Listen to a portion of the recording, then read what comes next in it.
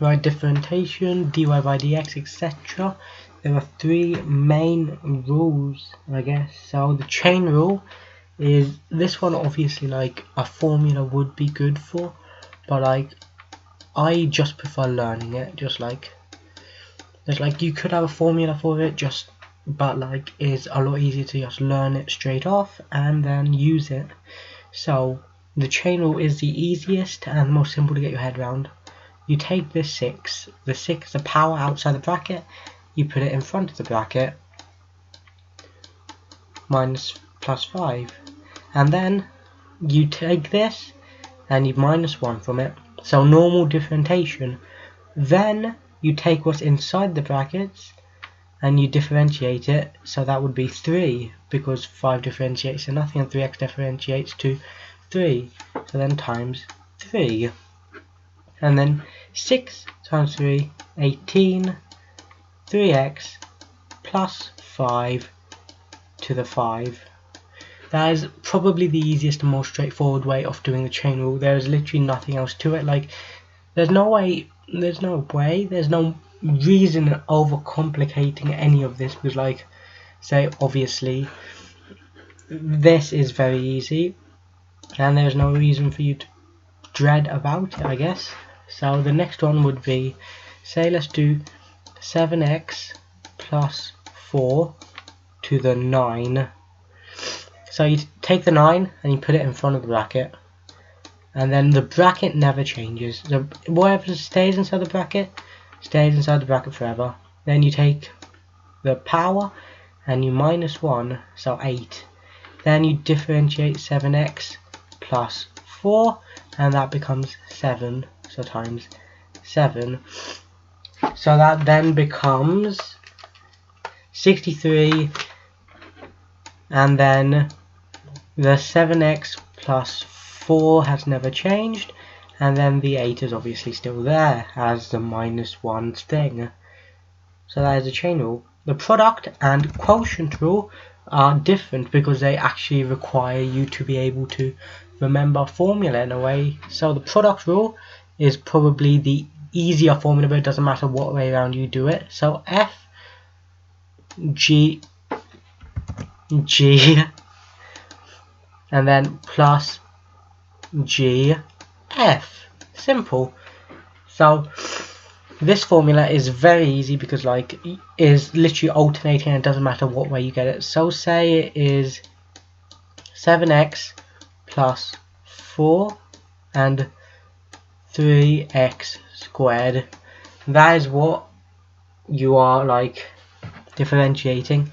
So first of all, f of x. This is f of x, and that is 3. Yes.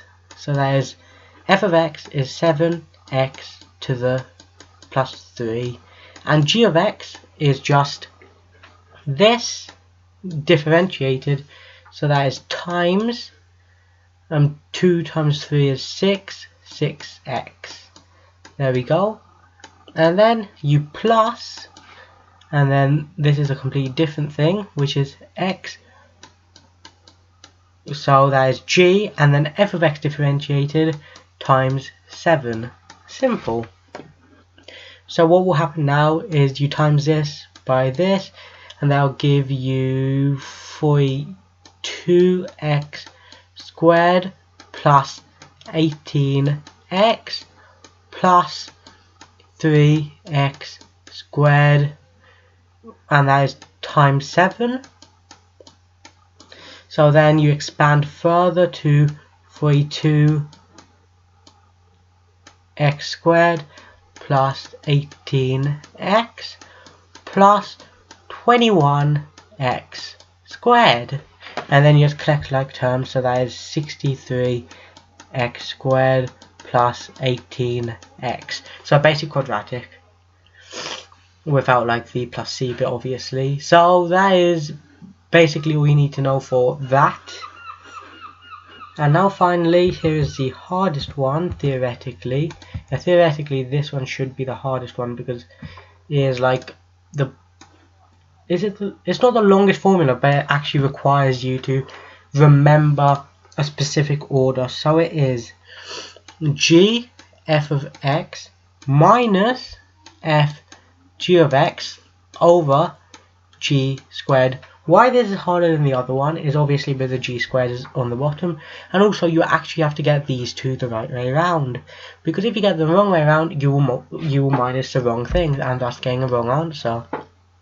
So let's just do two simple ones, so that, and then let's just do over 7x. So obviously, like, I could do this normally and that would be very plausible, very easy to do, but obviously the whole premise of this is to use this rule. So g is the bottom number, this equals g, while the top one equals f, so numerator's f, denominator's g. So first bit, just write them down, as in write each individual component down. G is 7x, dy over dx of 7x is 7, f is 3x to the 6, and then the differentiated version of that is 18x to the 5. And then if you also want to be like picky about it, you could also at the very start square the g term, so you can do everything together, but it's not necessary. I don't know theoretically if you have to like actually condense these in a way, but we'll see. So this one would be 7x, and then it would be times the 18x to the 5.